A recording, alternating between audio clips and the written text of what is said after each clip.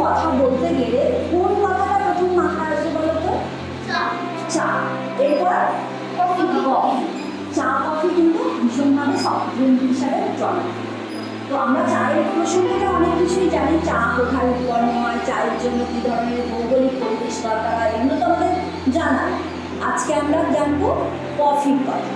Coffee উৎপাদনের প্রথম কোথায় বলতো সবচেয়ে বেশি ভালো হয়? কফি উৎপাদনের জন্য কর্ণাটক, কেরালা, তামিলনাড়ু এই সমস্ত রাজ্যগুলোতে কফি চাষ ভালো হয়। কফির জন্য কী ধরনের ভৌগোলিক পরিবেশ দরকার? প্রায় চায়ের কাছাকাছি, তবে চা থেকে একটু ভিন্ন, তাই তো? কফি চাষের জন্য কিছু উষ্ণ আর্দ্র জলবায়ু কফি চাষের জন্য কিন্তু ভীষণ হয়। খুব বেশি যেমন চায়ের জন্য হয় সেরকম না, একটু আলাদা হয়। এবং তার কফিটা কত ডিগ্রি দরকার? 20 থেকে 30 ডিগ্রি সেলসিয়াস। প্রচুর বৃষ্টি দরকার।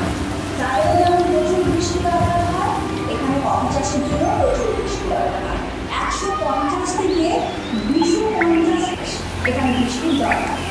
কুয়াশার সামুদ্রিক আর্দ্রতা কফি চাষের উপযোগী।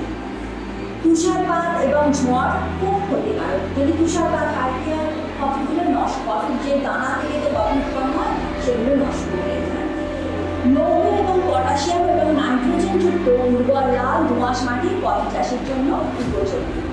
পাহাড়ের ঢালেতে ভীষণ ভালো কফি চাষ হয়।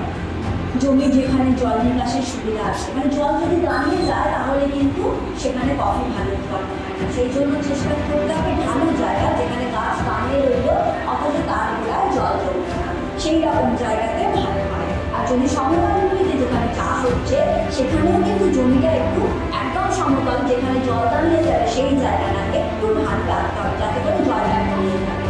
পাহাড়ি এলাকায় খুব যদি পাহাড়ি এলাকা হয়, অনেক পার্বত্য অঞ্চল, সেখানে তো ঠান্ডা বেশি হয়, সেখানে খুব একটা ভালো হয় না। ওই জন্য উষ্ণ সমতল ভূমিটা বেশি উষ্ণ, মালভূমি অঞ্চলটাও বেশি উষ্ণ।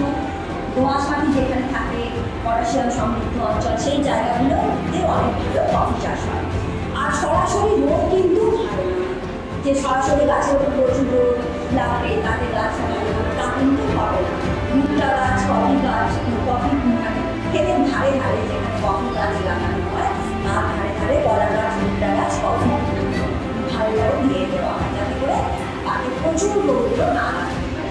হ্যাঁ, 7 ফিট অন্তর গাছগুলোকে বসানো হয়। গাছগুলো বেশ বড় হয় তো, তার অনেক বীজ, ছোটো ছোটো বীজ হয়, প্রথমে সবুজ রঙে হয়, তারপর সেটা ধীরে ধীরে লালচে রঙ, যেটা লালচে রঙ সেটা সেই রকম রঙেতে পরিবর্তন হয়। তারপর সেটাকে স্ম্যাশ করা হয়, স্ম্যাশ করে ওটা কফি করা হয়।